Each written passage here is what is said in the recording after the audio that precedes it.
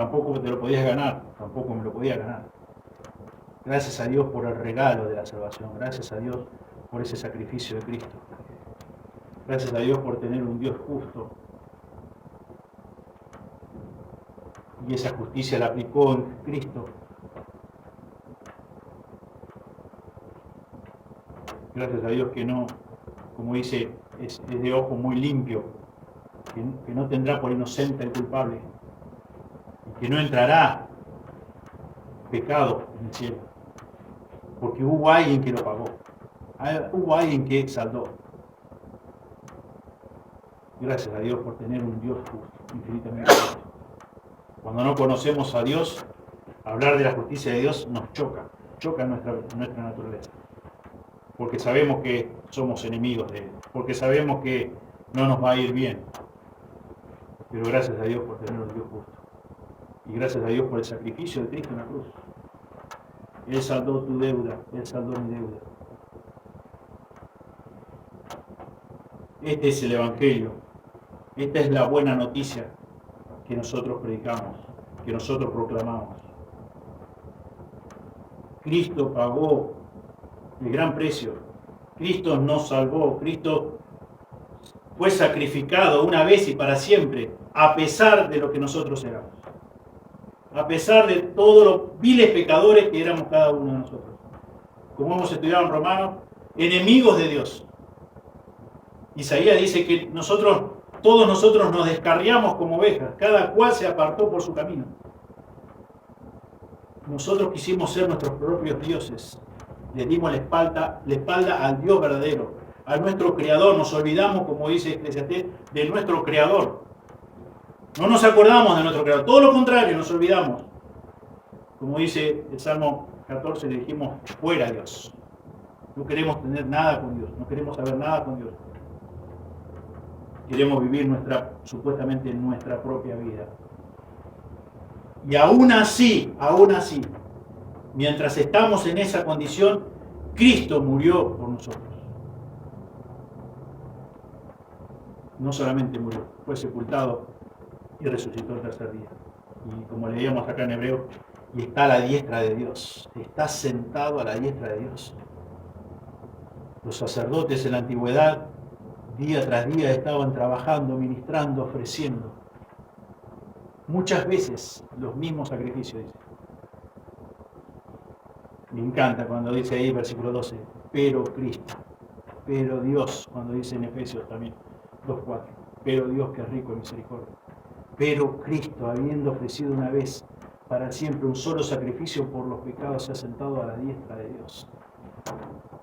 Ese es tu Señor, si sos un hijo, una hija de Dios.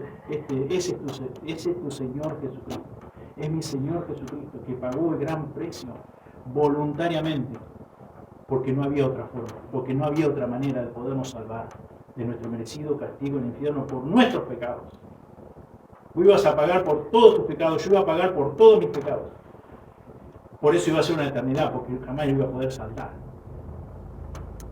Pero Cristo sí saldó la deuda de pecados en la cruz del Calvario, una vez y para siempre. Esa es la esencia del Evangelio, esas son las buenas noticias. Nosotros perdidos, muertos espiritualmente, porque la paga del pecado es la muerte, separados totalmente de Dios por nuestros pecados, pero Cristo pagó el gran precio. Cristo nos reconcilió con Dios nuestro Padre. No necesitamos más sacrificio. Solamente con el de Jesús fue suficiente. Fue perfecto. Fue completo.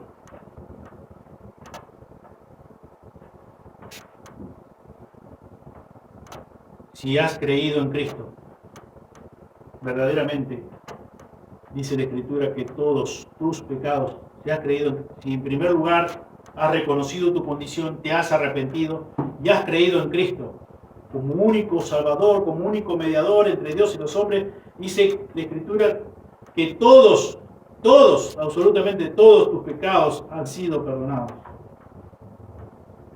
Fue anulada el acta que tenías contra vos mismos.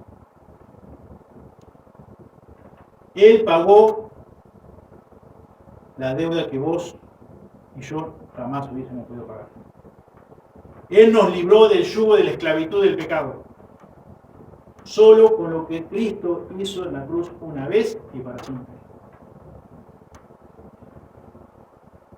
Cuando celebramos la cena del Señor, no estamos sacrificando a Cristo otra vez. No, por eso decía hoy que estaríamos contradiciendo la Escritura y la Escritura no se contradice. Que nosotros no entendamos muchas veces ciertos pasajes, es correcto, no lo entendemos todo. Y a veces, como han dicho los doctores en teología, estudiando año tras año, no logran entender ciertos pasajes.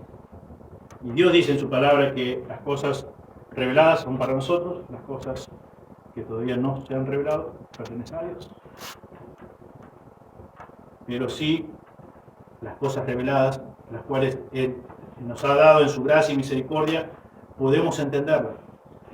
Y la Escritura dice que hemos sido libertados del yugo de la esclavitud del pecado. Que por sus dolores fuimos nosotros curados. Cuando celebramos la cena del Señor, estamos recordando que Él pagó una vez y para siempre toda nuestra deuda de pecado. Que estamos recordando su perfecto sacrificio. Ese sacrificio completo, suficiente, que hizo a tu favor, que hizo a mi favor en la cruz del Calvario. Por eso, Pablo, inspirado por el Espíritu Santo de Dios, versículo 24, dice, haced esto en memoria de mí. Dice, el Señor Jesús la noche fue entregado. Dice, primero, versículo 23, dice, porque yo recibí del Señor lo que también os he enseñado. El Señor Jesús, la noche que fue entregado, tomó pan y habiendo dado gracias lo partió y dijo, tomad, comed, esto es mi cuerpo que por vosotros es partido, haced esto en memoria de mí. Asimismo tomó también la copa después de haber cenado diciendo, esta copa es el nuevo pacto de mi sangre, haced esto todas las veces que la bebiereis en memoria de mí. Haced esto en memoria de mí. Qué amor tan grande es nuestro Dios. Por eso Juan escribe ahí en el Evangelio, porque de tal manera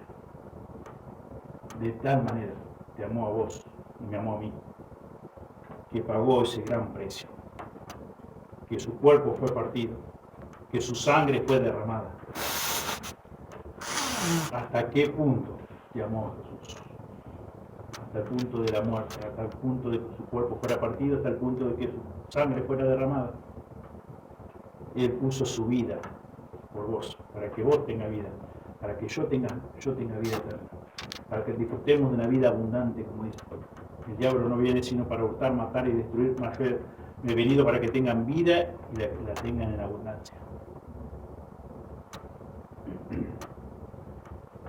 Continúa diciendo el apóstol en versículo 27 de 1 Corintios 11, de manera que cualquiera que comiere este pan o bebiere esta copa del Señor indignamente será culpado del cuerpo y de la sangre del Señor.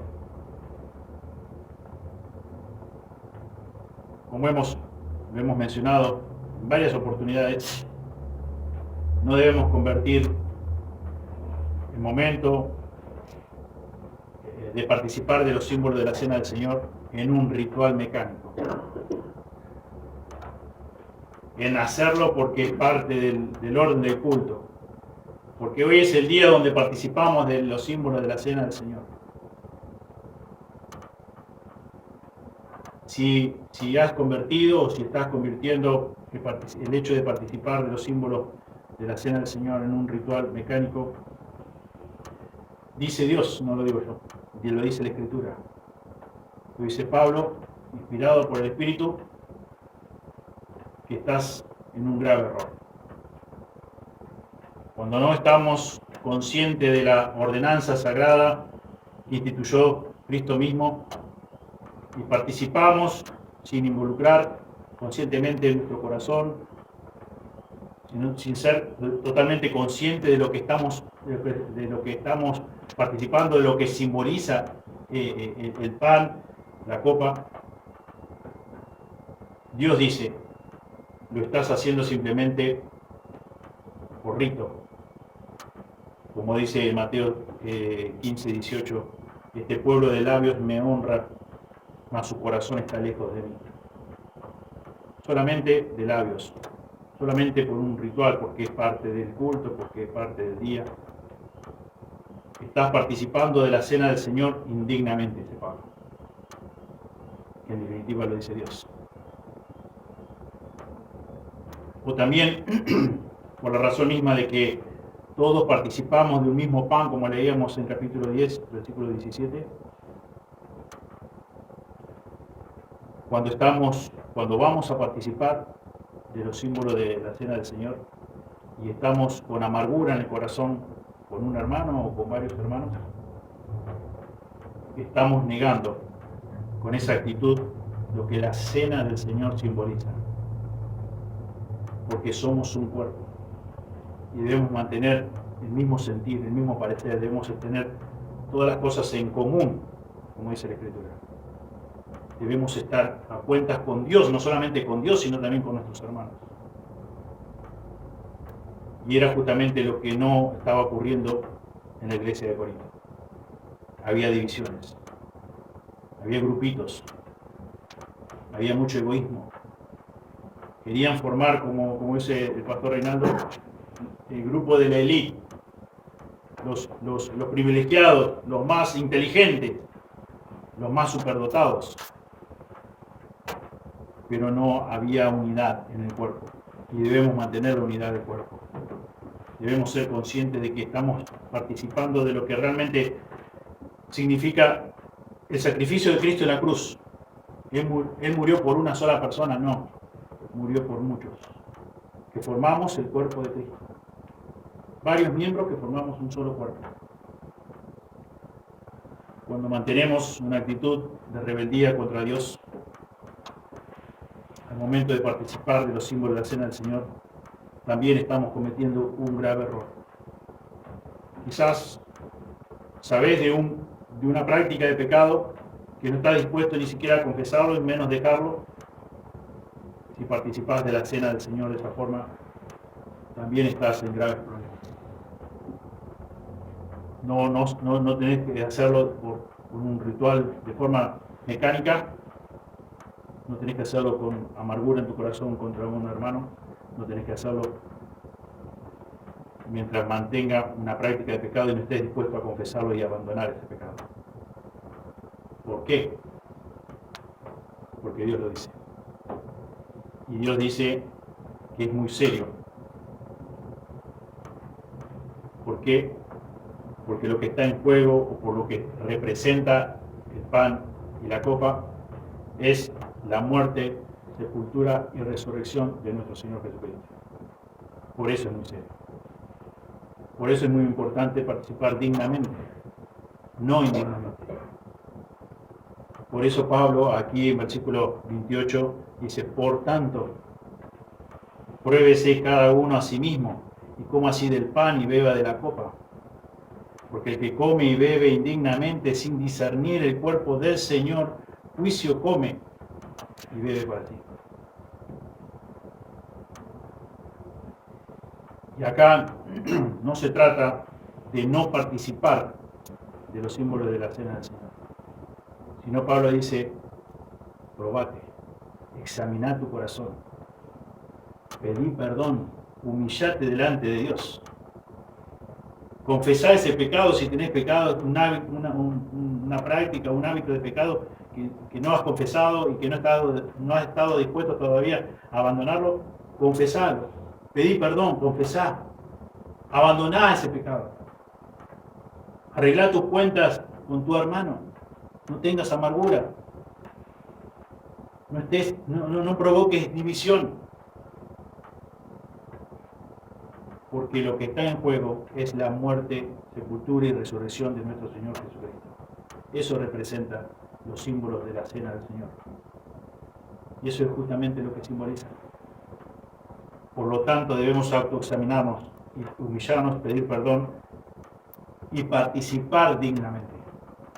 No es la solución no participar. Ahora sí, no estás dispuesto a humillarte, pedir perdón y arreglar tus cuentas con Dios, con tus hermanos, con esa práctica de pecado, sí, es aconsejable no participar. Pero no es lo que justamente enseña Dios acá, sino todo lo contrario. Arrepentite, pedí perdón y participá dignamente. Porque lo que representa eso es muy sagrado, muy sagrado. No es algo para tomar a la ligera. Y Dios dice acá, a través del apóstol Pablo, en versículo 29, porque el que come y bebe indignamente sin discernir el cuerpo del Señor, juicio come y bebe para sí. Por lo cual hay muchos enfermos y debilitados entre vosotros y muchos duermen. Y no está hablando, obviamente, entendemos cuando dice muchos duermen, no es que no sonó la alarma y siguió durmiendo, no. Muchos están muertos.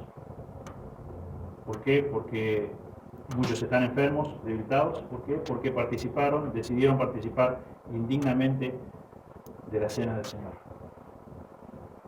No es algo para tomar a la ligera, es algo muy importante. Y no es algo para no participar, sino es para participar autoexaminándonos, humillándonos, pidiendo perdón a Dios, pidiendo perdón a quien corresponda y hacerlo de una forma digna. No hacerlo mecánicamente, por rutina, porque es algo que debo hacer como creyente cada primer domingo de cada mes, o porque es parte del orden del culto. Tengamos cuidado, tened cuidado. Dios te dice que tengas cuidado. Su palabra te exhorta. Su palabra te anima a que, como dice 1 Juan 1:9, a que confieses tu pecado, a que te arrepientas. Traer a la memoria las verdades del Evangelio.